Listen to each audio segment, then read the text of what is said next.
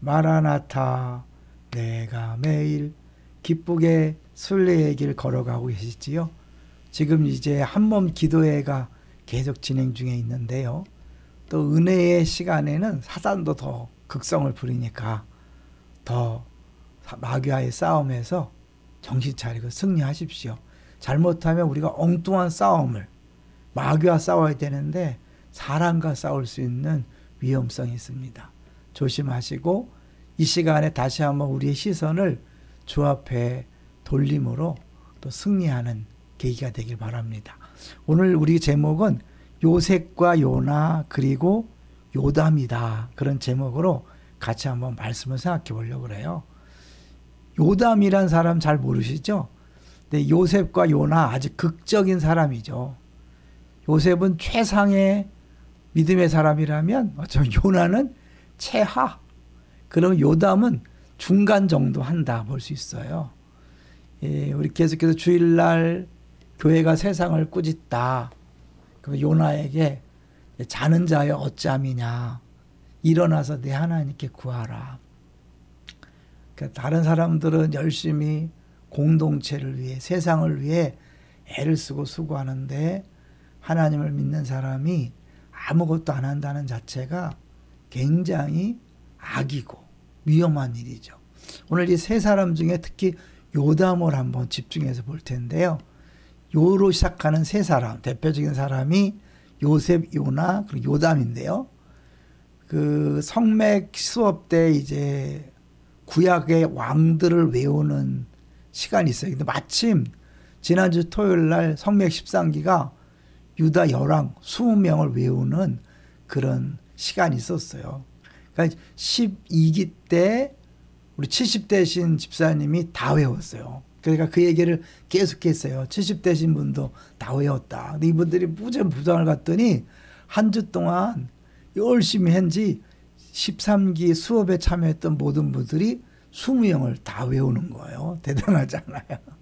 근데 그 중에 우시야 왕은 누구냐면 사실 잘 나갔어요. 너무 잘 나가다 보니까 교만해져서 제사장들만 드리는 제사를 자기가 드리겠다고 한 거예요. 그 제사장들이 막아서니까 우씨 하고 이제 오히려 손을 두고 화를 내다가 하나님께서 문둥병을 발하게 하셔서 문둥병에 걸려서 평생을 지냈죠. 근데 그 아버지가 문둥병 걸리는 걸 보고 이 요담은 쉽게 담이 걸린 것처럼 겁이 나서 사실은 큰 잘못은 안 했어요. 그런데 아무것도 안 했기 때문에 오히려 큰 문제가 있었죠. 이제 우리 한 분이 책에 정리한 내용을 볼 텐데요. 아들 요담은 그 아버지가 문둥병에 걸린 모습을 보고 하나님을 두려워했지만 성전에는 들어가지 않았습니다. 한마디로 예배를 드리지 않은 신앙인이었던 거죠. 그러니 아하스는 그러니까 그 아들이 아하스는 신앙교육을 받지 못한 채 자라게 되었고 여호와를 떠난 삶을 살게 되었습니다. 가족과 함께 예배하지 않고 자기 신앙만 지킨 요담의 결과물이 아하스였던 거죠. 아무것도 안 한 것이요. 얼마나 큰 문제인가를 보여주는 거죠. 사실 유다왕 우시야 때는 어마어마한 영화를 누렸어요. 우리 계속 보고 있는 것처럼 여로보암, 북이스라엘은 여로보암 2세 때 최고 전성기를 누렸거든요. 근데 그때 여로보암 2세 때 남유다는 우시야 왕이 왕으로 통치하면서 역시 최고의 그런 부흥기를 누렸죠. 땅 정복을 많이 했죠. 이때 특별한 국제정세가 있었는데요. 근데 이런 좋은 신앙의 가문이 무너진 계기는 우시야부터죠. 그 전부터 사실은 믿음이 괜찮았는데 우시야부터 무너지게 된 계기는 여호와를 잘 섬기다가 인생 후반에 교만에 걸려서 넘어졌고 나병을 앓게 된 거죠. 제일 무서워요. 그래서 우리가 이제 외울 때 어떻게 하냐면 우시 그 다음에 요담 아마샤 우시 요담 이렇게 되죠. 그 다음이 이제 악한 왕 아하스가 나오고 므낫세 아주 악한 왕인데 그 가운데 히스기야가 있어요. 그러니까 히스기야 아버지도 악하고 그 아들도 악하고 결국은 이 므낫세 때문에 하나님이 유다를 완전히 이제 심판하기로 작정하는 거죠. 여기서 이제 이들과 우리 요셉을 잠깐 비교해 보면 잘 알잖아요. 요셉은 하나님께서 그에게 복주기로 작정한 인물이기 때문에 요셉에게 보디발이 자기의 집과 그의 모든 소유물을 주관하게 한 때부터 여호와께서 요셉 때문에 그 애굽 사람의 집에 복을 내린 거예요. 애굽 사람 하나님을 믿지 않은 사람인데 요셉에게 복을 주기 위해서 그 이방인들에게 하나님 복을 주는데 여호와의 복이 집과 밭에 있는 모든 소유에 미쳤다.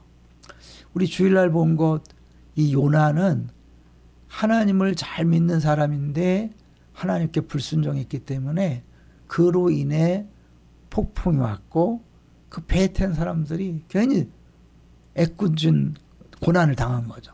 그가 대답하되 나를 들어 바다에 던지라 그리하면 바다가 너희를 위하여 잔잔하리라. 너희가 이 폭풍을 만난 것이 나 때문인 줄을 내가 아노라. 똑같이 요로 시작하는 요셉은 그 다른 모든 사람에게 복이 넘치게 하는 통로가 된 것에 비하면 요나는 다른 사람에게 고통을 주는 통로가 된 거죠. 그 가운데 요담은 사실은 다른 사람에게 복도 준 것도 아니고 고난도 준 것도 아니고 하나님 무서워서 그냥 뭐 간신히 자기를 지킨 거죠. 그런데 그렇게 가만히 있는 것이 좋은 게 아닌 거예요. 그렇기 때문에 그 아들이 악한 길로 갈 수밖에 없었다는 거죠. 형통이란 이렇게 해석하더라고요. 목적지와 연결되어 있는 삶이다. 그러니까 요셉을 향한 하나님의 목적에 따라서 그 인생이 이렇게 걸어가는 것. 그것이 형통이란 거죠. 근데 그 안에는 때론 고난도 있고 아픔도 있지만 하나님께서 함께 하시기 때문에 모든 사람들, 그와 만나는 모든 사람들이 복을 누리지만 이 요나는 하나님께서 원하시는 목적과 다른 길로, 반대길로 갔기 때문에 그만 고난당한 게 아니라 다른 사람들까지 고난을 당하겠다. 우리에게 주는 메시지가 크지요. 그런가 하면 요담은 하나님 무서워서 나쁜 길로 가지 않았어요. 그러나 가야 될 길도 가지 않은 거죠. 그렇기 때문에 오히려 그 아들이 악한 왕이 되어서 그것 때문에 그 남왕국이 막 이제 쇠퇴의 길로 접어들고 결국 그 손자 때 이제 완전히 유다가 심판받을 만한 범죄로 이어진 것을 볼 수 있습니다. 어떤 사람이 되어야 될까요? 요셉입니까? 요나입니까? 요담입니까? 굳이 말할 필요가 없겠죠. 우리 다 같이 다시 한번 요셉과 같은 삶, 비록 고난이 있지만 하나님께서 원하시는 목적지로 걸어가는 삶이 됨으로 말미암아 나만 복받는 게 아니라 모든 사람에게 복을 풍성하게 누릴 수 있게 하는 통로가 되시기를 주의 이름으로 축원합니다. 할렐루야.